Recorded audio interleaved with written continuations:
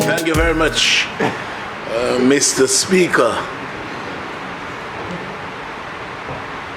Mr. Speaker, I intend on taking a slightly different approach to my contribution to this debate today, and to probably bring home concentration on social interventions and juxtapose it to the legislation as a multifaceted approach to crime fighting.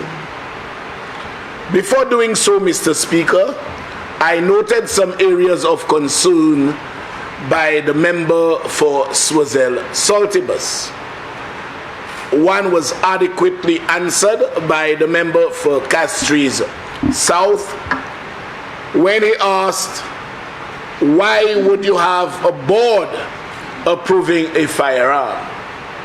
Mr. Speaker, the perception, the likelihood of corruption when authority resides in one is tremendously depleted as it resides in many.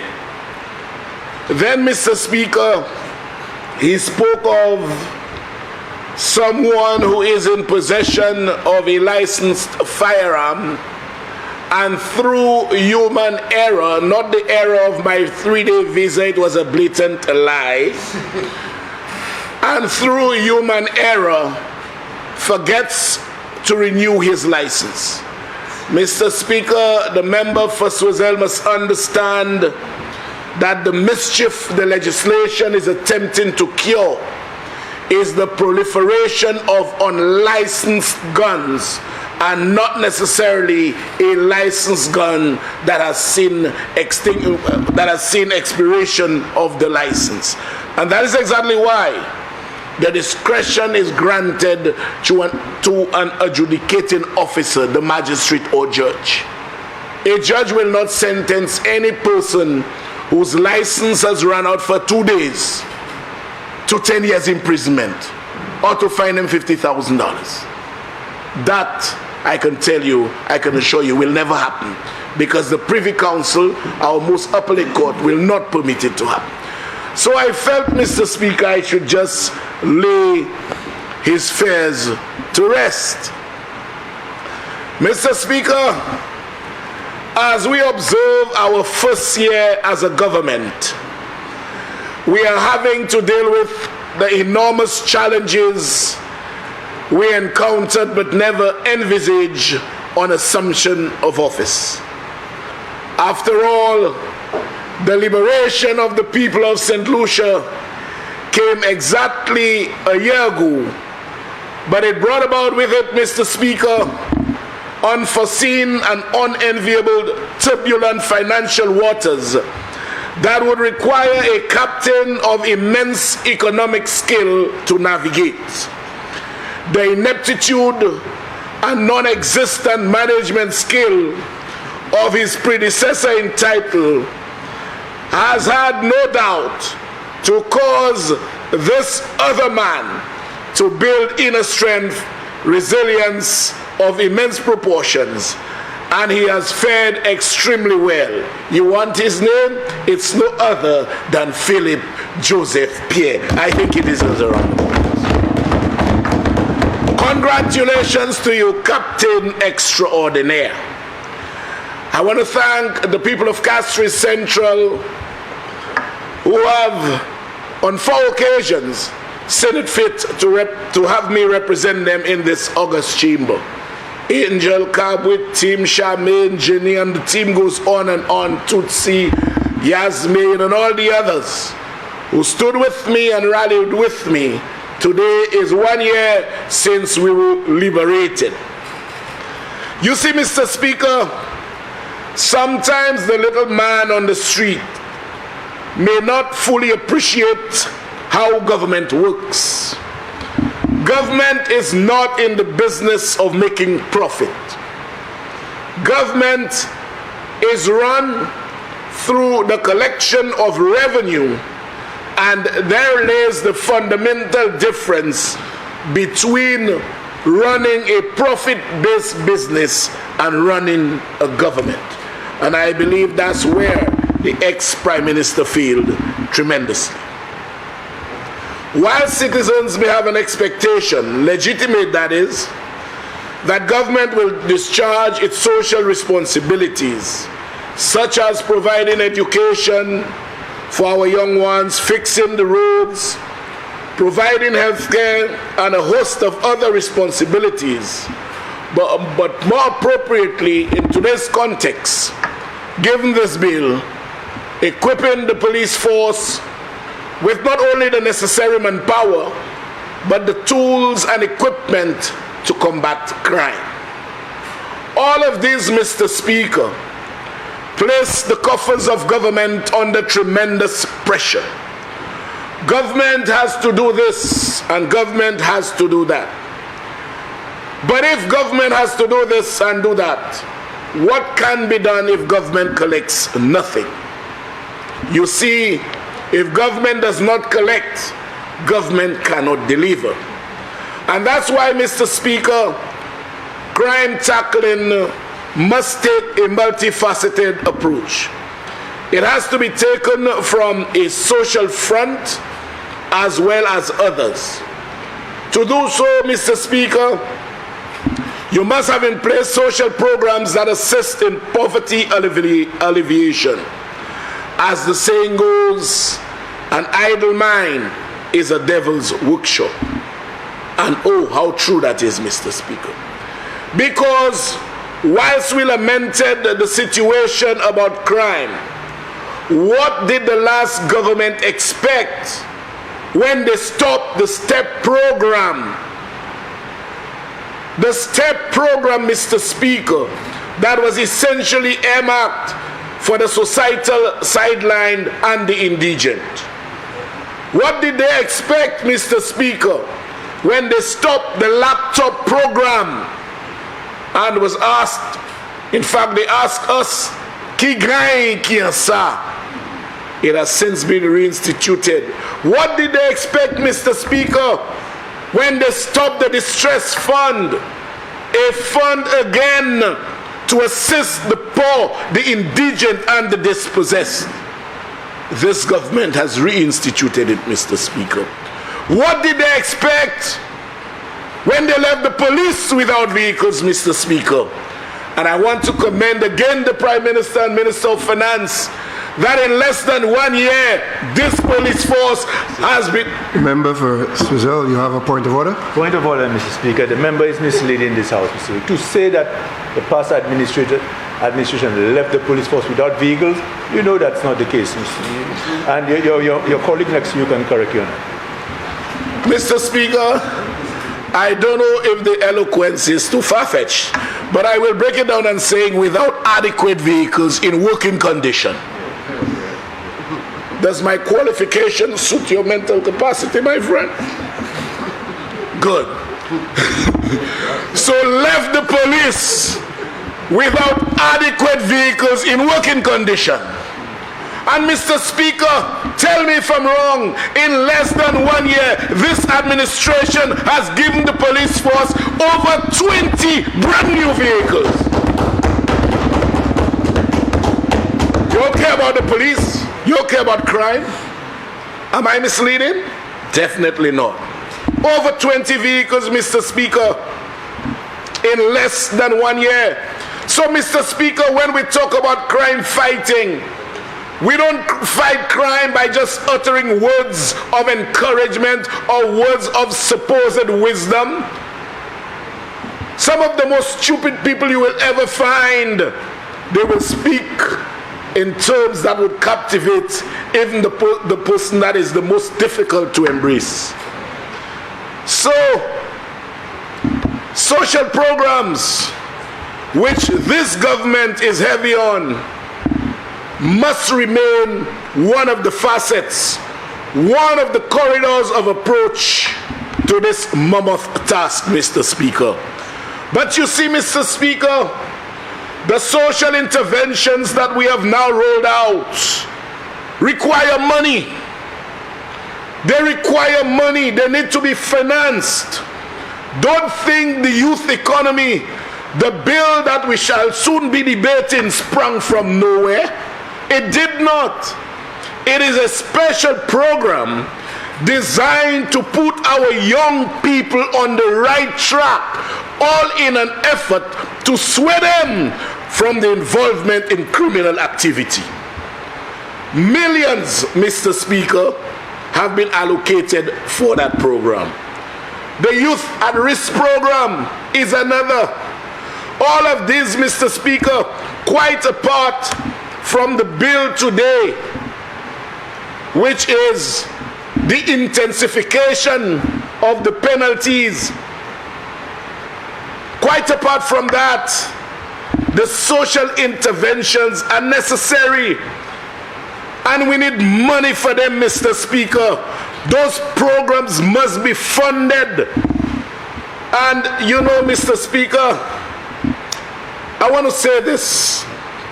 I want to say this categorically, member for Swazel, and without an iota of fear of contradiction, that the last administration put this country in financial turbulence. Mevle di sa patwa. Denye administration na. Yo pwela hanu. Ek yo vwe telma vie kote akodi noa don lam menu pa wekle. Financial turbulence, Mr. Speaker. Not the blue wave. The blue wave turned red. Mr. Speaker, quite apart from giving away hundreds of millions of dollars, which we can now use to expend on social programs to deter crime, the bad decisions made by the last administration, Mr. Speaker, you know what you normally hear on a death announcement? Too numerous to mention. That is how bad it is, Mr. Speaker. I mean, Mr. Speaker, let's look at it.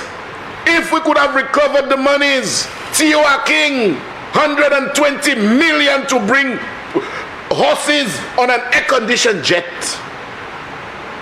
And today we have to fight crime. Member for Swazel. Mr. Speaker, again, the member is misleading the House. The member is indicating that the government paid monies to bring T.O. Akin horses on a jet. Is that what the member is saying?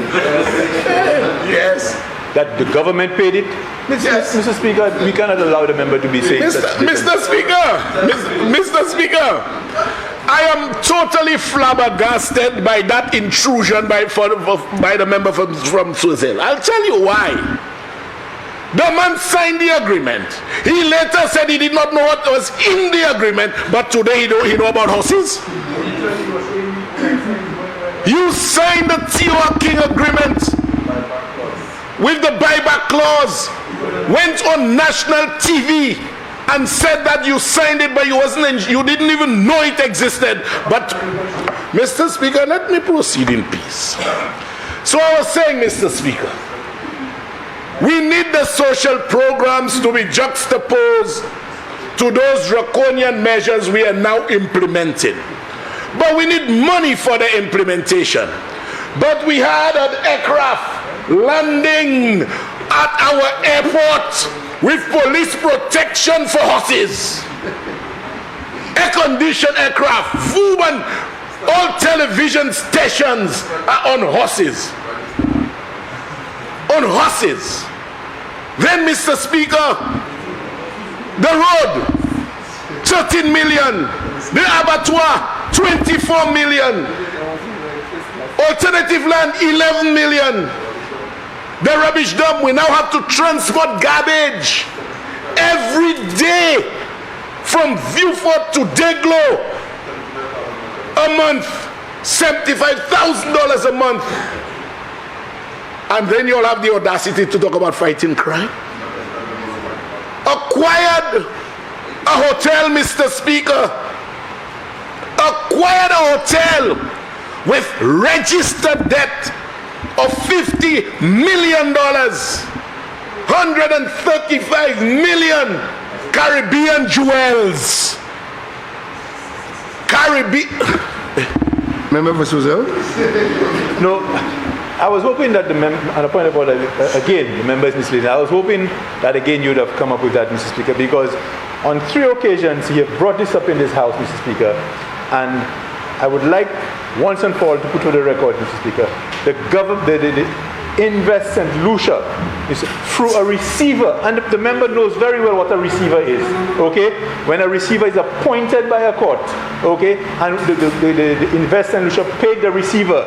So it is a receiver's responsibility to settle any outstanding debts. The government has no liability for the loan.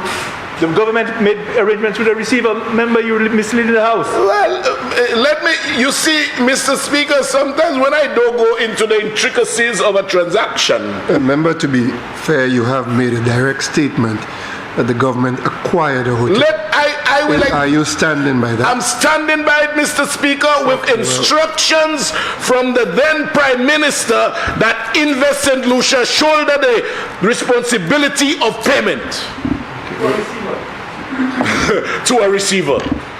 But it was Cabinet's decision to acquire. Mr. Speaker, it was Cabinet's decision to acquire. And I wasn't referring to the process. It is the same way, Mr. Speaker, the land at Shock by the roundabout was vested in a receiver. It was vested in a receiver. The last administration acquired it.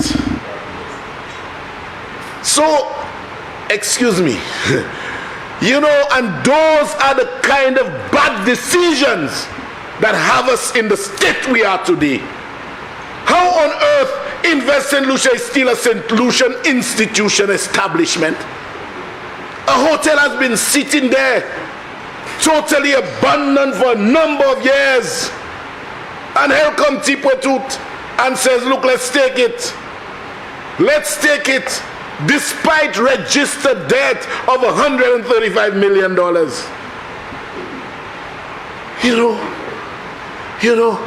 The land at the Shock roundabout, Mr. Speaker, the land was in the hand of a receiver, the same way it was acquired.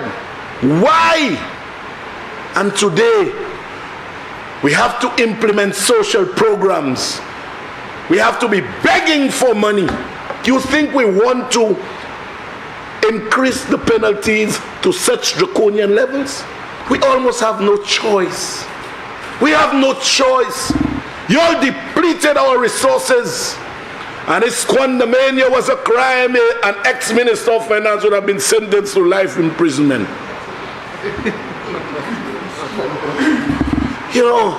Mr. Speaker, over $150 million on a glorified car park that they call St. Jude. Notwithstanding, we had one that was about 80% complete. Over $150 million, and we discovered in a kind of surreptitious fashion a direct award of $70 million issued 11 days before election. That's right. 11 days before election. But guess what? The PS there was smart enough to send it to the AG. The PS said, you see that one? I'm not interfering. AG, I need your advice. And so, Mr. Speaker, it remained in abeyance, thank God.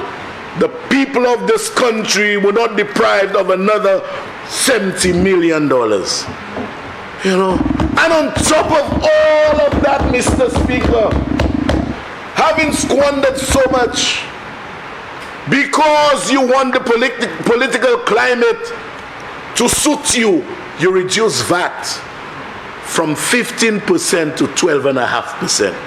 And I could tell you this, and I want to say it in both English and Creole, Mr. Speaker, that the reduction in VAT from 15% to 12.5% did not, no St. Lucian felt any great reprieve from that reduction. No St. Lucian. You go to the supermarket, you'd pay more, far less.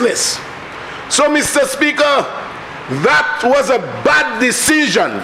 And that decision on its own, Mr. Speaker, is costing the country $270 million for our 5-year term. money I know our Prime Minister can use to put our people first. $270 million, that bad decision cost this country, you know. Exactly. So, Mr. Speaker, had the last Minister of Finance not interfere with the VAT rate, we would have had $270 million more to spend in this term, Mr. Speaker. And let me just say this, Mr. Speaker. We need to fight crime. We need to institute the social programs that require money. And sadly, when you are bringing up a child, you may treat the child in such a way that the child feels that you're doing them cruelty. But you have to put the child on the right track. In that regard, Mr. Speaker, a tough decision. It is my view, my personal view, that this country has to be placed back on the right track. It is my view, Mr. Speaker, that at some point, yes, we are going on the right track, but we have to correct some of the misdeeds, the mistakes that the predecessor in title of the Prime Minister made. Ek mwen vle di sa ou patwa. Denye Premier Ministre, nou vle goume kwim, nou ka pase lwa, nou ka bay police machine, tout sa bon, but se pou nou mette bagay a plas pou fè se jen moun nan, chen li de wokwim. Nou ni pou fè sa. Mais pour nous faire ça, nous brisons l'argent. VAT c'était 15%. Dernier Premier ministre là, il a été baissé, il a gagné l'élection. Il m'a pris bas par 2%, 2.5% excès de sécurité. Sauf ça veut dire les 7 lycéens partent une pièce gagne en bas VAT ça là. Les 7 lycéens. Nous avons perdu 270 millions de dollars pour tout le monde en office. 270 millions de dollars. Ça aide nous tout à cette ici pour nous vivre au primaire la vie. Nous avons débattre, nous avons débrouiller, mais c'est qu'à-t-il moi, personnellement, that décision ça là, si posé ou visiter, si nous n'y pouvons faire, ça nous n'y pouvons faire by les citoyens. And let me repeat, it's not the government's position, it's my personal view that that decision has to be revisited. We have to deliver for our people. So, Mr. Speaker, I won't be too long again, 5 minutes. Let us now see that all social intervention programs are financed. In each and every society, there are a very small number of people, a small percentage who, despite whatever you put in place for them, believe that not pursuing crime, not pursuing law-abiding is the way to go. The increased penalties, Mr. Speaker, are meant for the very few, because by and large we are a law-abiding society. But when you tell me, despite our smallness and our huge homicide rate, ranking very high per capita, over 95% of the homicides are committed with guns. We have no choice but to deal with the situation head on. Our society, Mr. Speaker, must be returned to one where peace and tranquility prevail. But some people, like I said, just don't believe in it. And when you tell me a deceased person in one instance, Mr. Speaker, was the recipient of 17 bullets. 17 bullets. If there is anything called overkill, that situation exemplifies it. And the new Firearms Act, Mr. Speaker, it establishes a board for assessing the approval of licenses, and of course it will be chaired by the Commissioner. As it relates to ordinary weapons, Mr. Speaker, I suspect it is a recommendation I will make when we get to committee stage, Mr. Speaker. I don't think we need to send the ordinary weapons to indictment. In other words, if one commits an indictable offense like a murder or robbery, and with it comes a summary charge, then invariably both can be tried by the High Court. But Mr. Speaker, we have to deal with those offenders with due dispatch, expedition beyond measure. We have to deal with them hurriedly, quick, fast, and in a hurry, as they say colloquially. And so, the smaller weapons, Mr. Speaker, I support the 10-year imprisonment term and the $50,000 fine. Although, Mr. Speaker, I was feeling the pulse of the people earlier, and one guy said to me, by the time you give a man 10 years for possession of a firearm, when he gets his discount, he only spends 6 years because he gets 1/3 off. So basically, he was advising to even increase it. And Mr. Speaker, the penalties already being so draconian, when you speak to the ordinary St. Lucian who could vent in that manner and support, Mr. Speaker, that kind of penalty, it speaks to the frustration of our people. But you know, Mr. Speaker, I quite like the automatic weapons and the penalties. Correct me if I'm wrong, but I believe that in committee stage, the minimum fine is supposed to be $200,000. $200,000 and imprisonment for 25 years to life. And I believe, Mr. Speaker, those kinds of deterring sentences must be on the books to ensure that we as a government do whatever we can do within the remits of our authority to ensure that we return this country to a state of calmity. So, Mr. Speaker, our government is attacking crime in a multifaceted way.